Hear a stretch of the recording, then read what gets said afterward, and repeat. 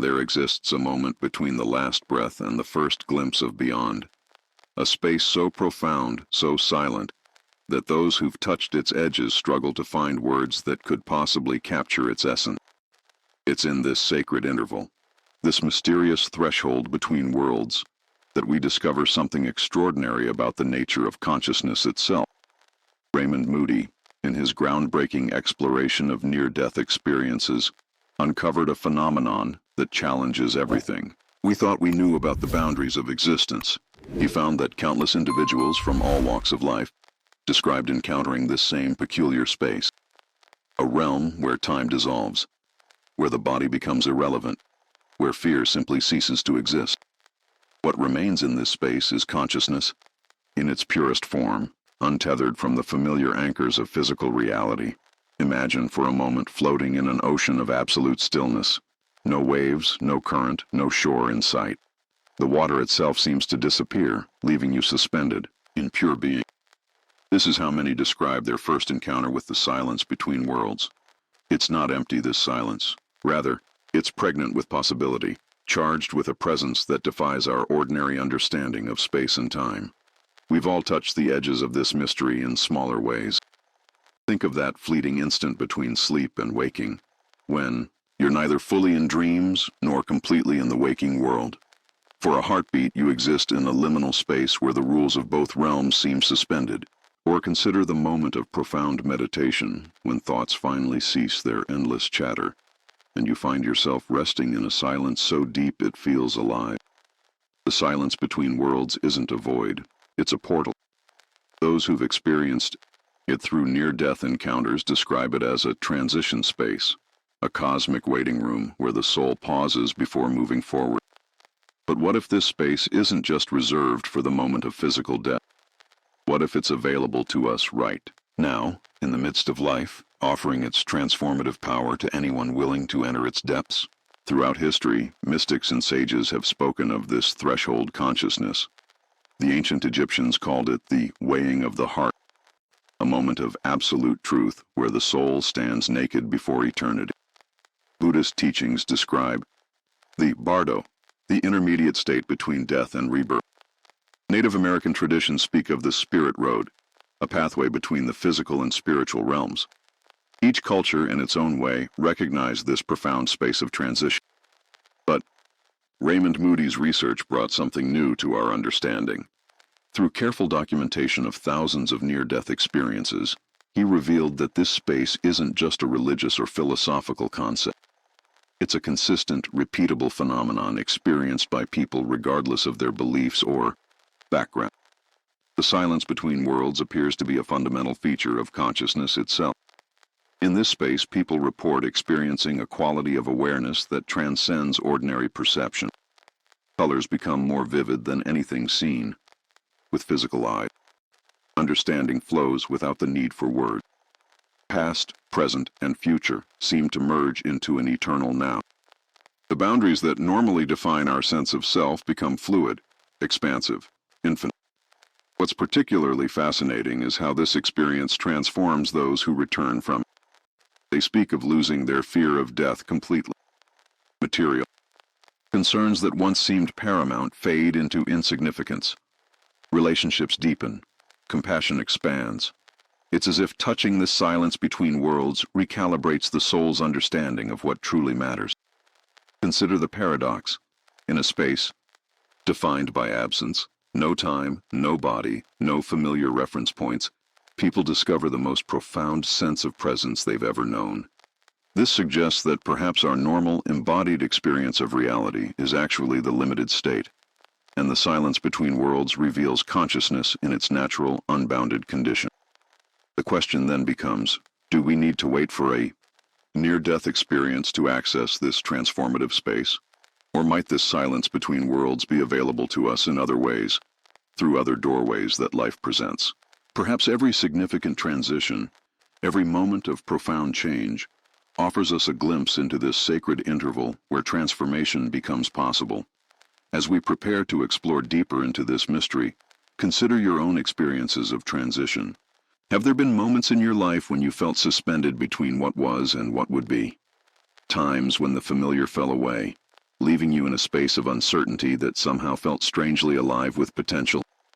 These might be your own encounters with the silence between worlds, offering their wisdom for your journey of transformation. The geography of the soul in transit reveals itself through patterns that emerge across thousands of documented experiences. When consciousness enters this intermediate realm, it encounters a landscape unlike anything known in physical reality. There are no mountains or valleys, no up or down, no here or there. Instead, there's a sense of existing everywhere and nowhere, simultaneously, as if space itself has become fluid, responsive to thought and intention. Those who've navigated this territory describe sensing rather than seeing, knowing rather than learning. Information seems to flow directly into awareness without passing through the filters of sensory perception. It's as if consciousness, freed from its usual constraints, can finally operate at its full capacity. Some report understanding complex, universal truths in an instant, comprehending the interconnectedness of all things without needing explanation or proof. The absence of physical reference points creates a unique challenge for the mind trying to make sense of the experience. How do you orient yourself in a space without direction? How do you measure time in a realm without sequence? Many describe feeling both infinitely expanded and perfectly centered, as if they've become both the ocean and the drop simultaneously. In this space between worlds, the soul behaves like water, finding its own level. Without the gravitational pull of physical existence, consciousness naturally expands to fill whatever container it encounters. Some experience this as emerging with infinite love or light. Others describe it as a reunion with a forgotten wholeness, a coming home to a state of being they somehow always knew existed. Ancient traditions have long recognized these qualities of the intermediate state. Tibetan Buddhism speaks of the clear light that appears at the moment of death, a luminosity that is the true nature of mind itself. Sufi mystics describe the imaginal realm, a world more real than physical reality, where symbolic truth takes precedence over literal fact. Hindu scriptures speak of the sukshma sharira, or subtle body that travels between incarnations. What's remarkable is how closely these ancient descriptions align with modern accounts of near-death experiences. Despite vast differences in culture, language, and belief systems, people consistently report similar features of this intermediate space. The dissolution of time, the expansion of awareness, the sense of profound peace and understanding, these appear to be universal characteristics of consciousness when it enters the silence between worlds. Language itself becomes inadequate in this realm. How do you describe a color that doesn't exist in the physical spectrum? How do you convey the sensation of being simultaneously individual and universal? Many who return from near-death experiences struggle for years to find words that even approximate what they encounter. They resort to metaphor and poetry, knowing that literal description will always fall short. The silence of this intermediate space isn't merely the absence of sound, it's a quality of stillness so profound that it seems to absorb all disturbance. Imagine the deepest quiet you've ever experienced, then multiply it beyond measure. This is silence as a presence, not an absence. It's the canvas upon which all experience is painted, the ground from which all phenomena arise. In deep meditation, practitioners sometimes touch the edges of this silence, when the mind finally settles beyond thought, beyond sensation, beyond even the sense of being a meditator. There's a glimpse of this fundamental stillness. It's not something achieved through effort, but rather discovered when all effort ceases. The silence was always there, waiting beneath the noise of ordinary consciousness. Different cultures have developed various maps of this territory, each highlighting different aspects of the journey. Shamanic traditions speak of the lower, middle, and upper worlds, with the soul traveling between them through the axis mundi, or world tree. Kabbalistic teachings describe the soul ascending through different levels of reality, each more refined than the last. Modern consciousness researchers have attempted to chart these experiences using the language of psychology and neuroscience. Yet despite all attempts to map this terrain, the silence between worlds remains essentially mysterious.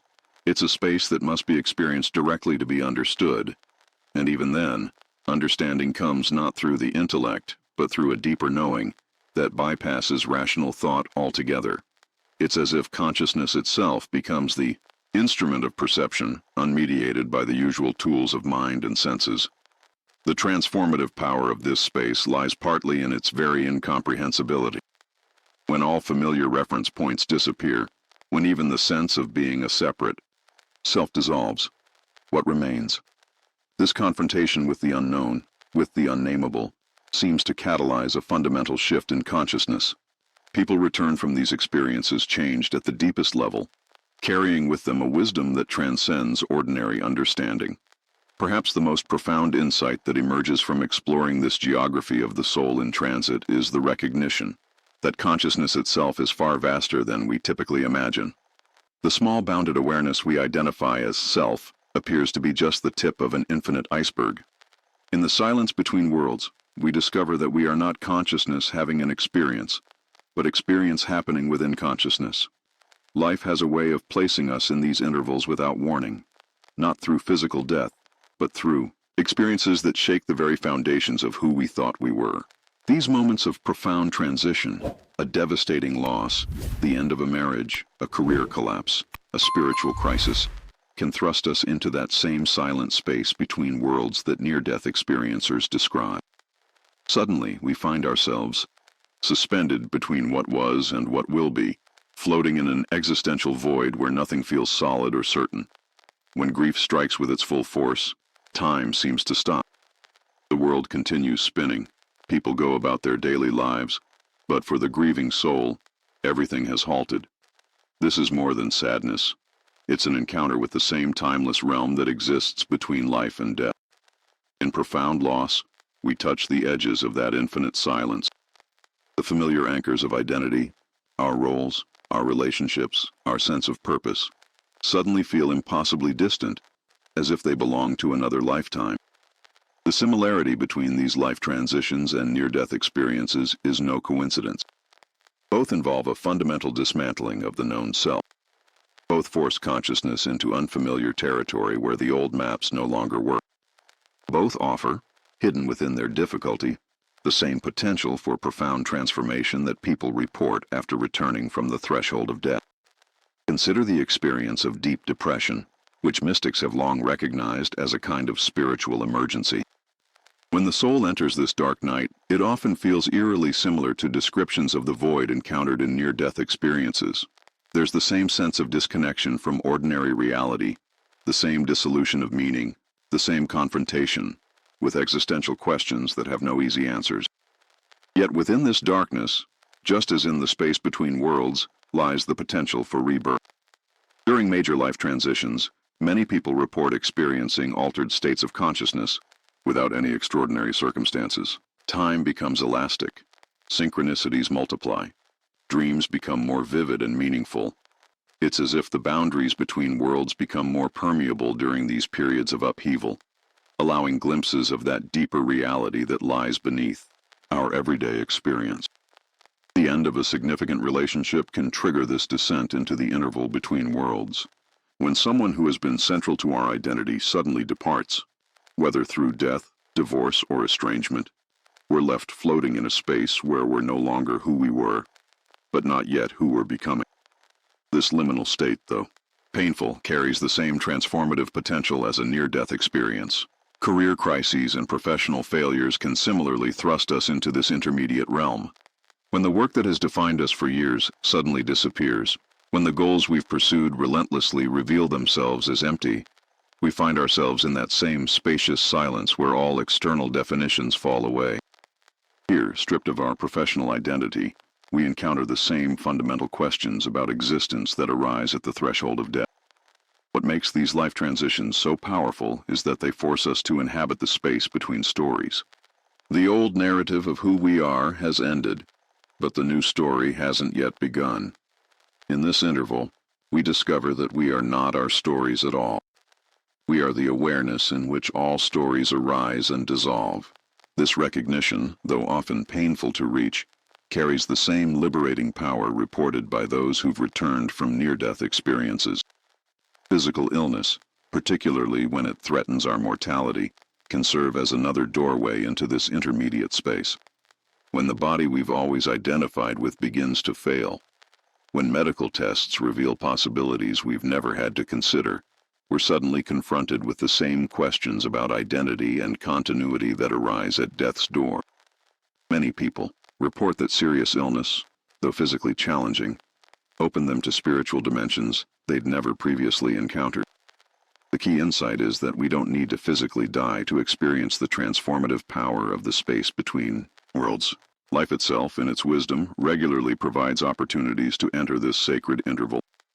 Every ending contains within it this invitation to discover what remains when everything familiar falls away. However, our culture often fails to recognize the spiritual significance of these transitions. We're encouraged to get over our grief quickly, to bounce back from failure, to move on from loss.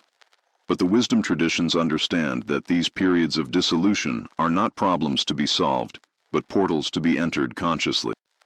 When we resist these experiences, trying to maintain our old identity despite life's clear message that it's time for change, we create unnecessary suffering. But when we surrender to the process, allowing ourselves to fully inhabit the space between what was and what will be, we access the same transformative power that reshapes consciousness in near-death experiences. The Japanese concept of ma, the space between, recognizes this interval as sacred.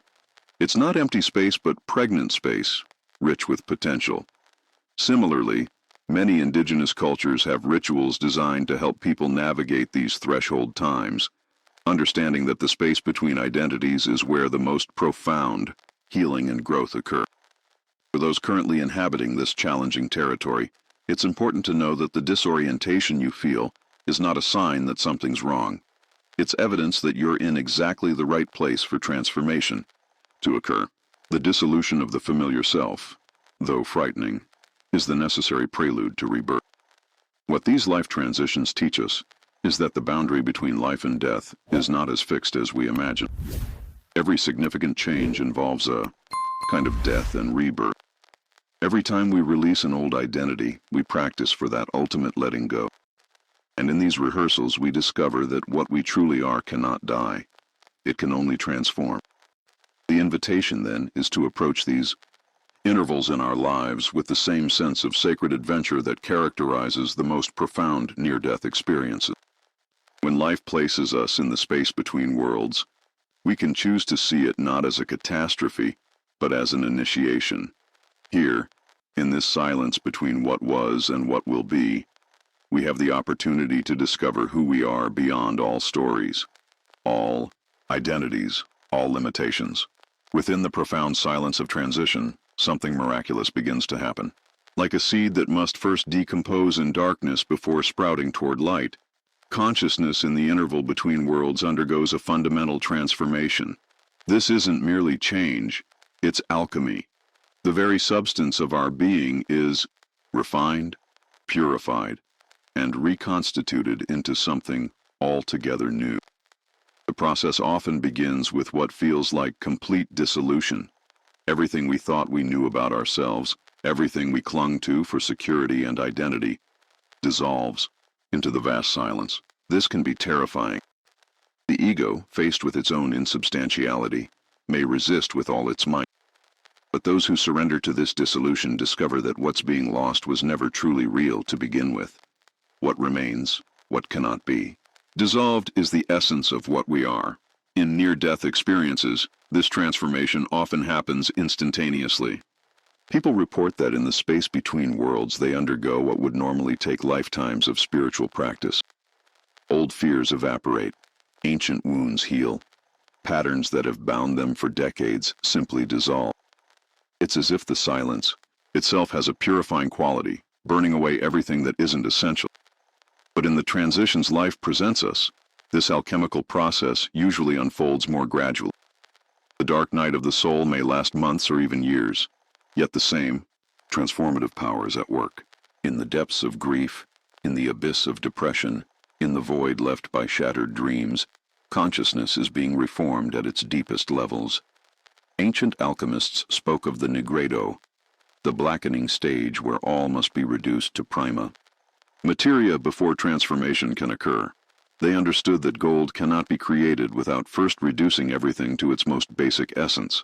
Similarly, in our psychological and spiritual transitions, we must often experience this complete breakdown before breakthrough becomes possible. What makes this process so powerful is that it's not something we do, it's something we allow. In the silence between worlds, there's nothing to achieve, nothing to figure out, nothing to fix. The transformation happens naturally when we stop interfering with it. Like a river that knows how to find the sea, consciousness knows how to find its way home. Many who've undergone profound life transitions describe a moment when they finally stopped fighting the process. In that surrender, they discovered that what felt like falling apart was actually falling together at a deeper level. The silence that had seemed empty revealed itself as fullness. The void that had seemed terrifying showed itself as the womb of all possibility. This is why so many spiritual traditions emphasize the importance of dying before you die. When we consciously enter these spaces of transition, when we willingly release our grip on who we think we are, we access the same transformative power that reshapes consciousness at the threshold of death.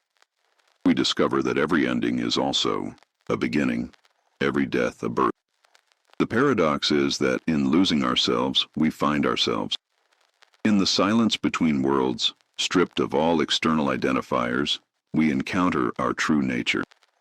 This isn't something new we're creating. It's something eternal we're remembering. The transformation is really a recognition, a coming home to what we've always been beneath the layers of conditioning and false identity. During this process, many people report experiencing what feels like downloads of wisdom or sudden insights that seem to come from beyond their personal mind. It's as if the silence between worlds is not empty, but saturated with intelligence, with love, with creative potential waiting to be born. When we become quiet enough, still enough, empty enough, this greater wisdom can finally flow through us. The transformation that occurs in this sacred interval often defies logical explanation. People emerge from profound loss with an inexplicable sense of peace. Those who've faced their own mortality return with a joy that makes no rational sense. Individuals who've lost everything they thought mattered discover a richness they never knew existed. This is the alchemy of the silence between worlds. What's particularly striking is how this transformation affects not just our inner world, but our entire relationship with reality. Colors become more vivid. Nature speaks more clearly. Other people's suffering touches us more deeply. It's as if the dissolution of our separate self allows us to experience the world more directly, more intimately, without the usual filters of ego and fear. The fertile void of transition is like a cocoon. From the outside, it may appear that nothing is happening. The caterpillar has disappeared, and the butterfly has not yet emerged. But within that apparent stillness, the most profound transformation is taking place. Every cell is being reorganized. Every structure is being reimagined. What emerges will be capable of flight. For those currently in this process, patience is essential. The ego wants immediate results, clear signs of progress, guarantees of outcome. But transformation in the silence between worlds operates by its own timeline. Like a seed germinating underground, much of the work happens invisibly. Trust is required. Trust in the process. Trust in the wisdom of life itself.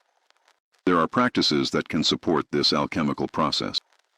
Meditation, contemplation, time in nature, creative expression, anything that helps us stay present with the silence rather than fleeing from it. But ultimately, the transformation happens through grace. We can create conditions conducive to it, but we cannot force it. The butterfly emerges when it's ready, not when we demand it. What we're describing here is nothing less than a death and rebirth of consciousness itself. In the silence between worlds, whether encountered through near death, experience, or life transition, we have the opportunity to be reborn while still in this body. We can emerge from these intervals fundamentally changed, carrying within us the wisdom of the void, the peace of surrender, the joy of recognition. The beauty is that this transformation is not reserved for special people or extraordinary circumstances. Every human being will face transitions that offer this opportunity. Every life contains these intervals where the old has ended and the new has not yet begun. The question is whether we'll recognize these moments for what they are, invitations to discover what we truly are beyond all coming and going. Those who've undergone this transformation often speak of it as the most difficult and the most precious experience of their lives. They wouldn't wish the pain on anyone, yet they wouldn't trade the wisdom gained for anything. They've discovered that in the heart of loss lies the seed of finding. In the depth of darkness lies the source of light. In the silence between worlds lies the music of eternity. The return from the silence between worlds is never a return to the same light. Something fundamental has shifted. Those who've touched this profound space, whether through near-death experience or life's deepest transitions, find themselves inhabiting reality in an entirely new way. They walk the same earth, see the same sky, interact with the same people, yet everything is transformed by the wisdom they've brought back from the interval. This integration is perhaps the most challenging aspect of the journey. How do you live an ordinary life when you've glimpsed the extraordinary nature of existence? How do you engage with everyday concerns when you've experienced the ultimate concern? How do you speak of the unspeakable to those who haven't made the journey? Many describe feeling like they're living with one foot in each world. They function in ordinary reality, going to work, paying bills, maintaining relationships, while simultaneously aware of a deeper dimension that pervades everything. It's as if they've developed a kind of dual citizenship, belonging fully to neither world yet somehow more present in both. The transformation shows itself in subtle but profound ways. Priorities shift naturally, without effort or struggle. What once seemed urgently important, status, possessions, achievements, loses its grip on the psyche. Not through rejection or renunciation, but through a simple recognition of what truly matters. Love becomes primary. Presence becomes precious.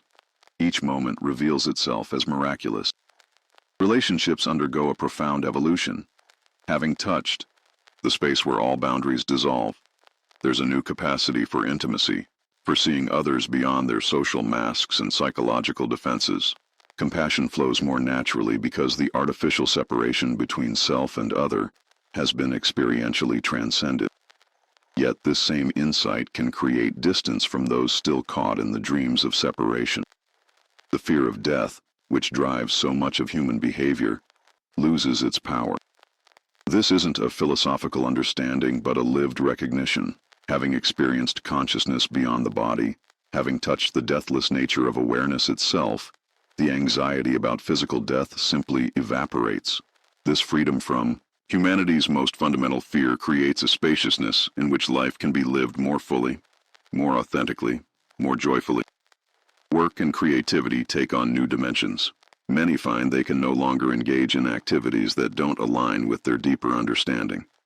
Jobs that once provided security but no meaning become intolerable. There's often a movement toward service, toward activities that contribute to the awakening of others.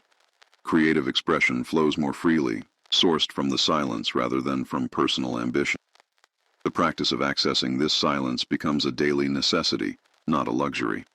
Whether through formal meditation, time in nature, or simply pausing throughout the day to touch that still point within, there's a recognition that regular contact with the space between worlds is essential for maintaining clarity and balance. It's like regularly dipping into a clear spring to cleanse the dust of ordinary perception. Time is experienced differently. The linear progression from past through present to future becomes less absolute. There's a growing awareness of the eternal. Now that underlies all temporal experience. Plans are still made, schedules still kept, but with a lighter touch, knowing that all unfolds within a timeless presence that cannot be hurried or delayed. The body is related to with new understanding. Having experienced consciousness beyond physical form, there's less identification with the body as self, yet paradoxically, more care and respect for it as a vehicle of consciousness. Health becomes less about vanity or longevity and more about maintaining a clear channel for awareness to flow through. Dreams and intuitions carry more weight. The boundary between waking and dreaming becomes more permeable. Synchronicities multiply. There's a sense of being guided by a wisdom greater than the personal mind. Decisions arise more from intuitive knowing than from logical analysis, yet they prove remarkably effective. Money and material possessions are held more lightly. This isn't necessarily about having less, but about being less attached. Resources are seen as energy to be circulated rather than hoarded. There's often a natural movement towards simplicity, not from ideology, but from recognizing that complexity obscures the essential. The paradox of living between worlds is that it makes us more effective in this world, not less. Freed from the desperate grasping of ego, actions become more precise, more powerful, more aligned with the need of the moment. Work gets done, but without the stress and struggle that usually accompany it. Results are achieved, but without attachment to outcome. Perhaps most significantly, there's a quality of peace that pervades experience, even in the midst of challenges. This isn't the peace of circumstances, but the peace of being, sourced from that silence between worlds that's been touched and integrated. External storms may rage, but the depths remain undisturbed. The journey doesn't end with integration. Rather, life becomes an ongoing dance between form and formlessness, time and eternity, the manifest and the unmanifest. Each day offers new opportunities to deepen this integration, to more fully embody the wisdom of the interval. The silence between worlds isn't left behind but carried forward as a living presence. For those still in the throes of transition, still inhabiting that difficult space between what was and what will be, know that integration will come. The wisdom you're gathering in the silence will find its expression. The transformation you're undergoing will bear fruit in ways you cannot yet imagine. Trust the process. The interval between worlds is not a detour from your life path. It is the path itself, leading you home to who you truly are. And for all of us, whether we've consciously touched this silence or not, the invitation remains open. Every moment offers a doorway. Every breath can be a bridge between worlds. The silence is always here, always available, always ready to reveal its treasures to those who dare to enter its depths. The silence between two worlds is not a place of passage, but of permanence, where the soul learns that every ending is merely a pause before a new beginning.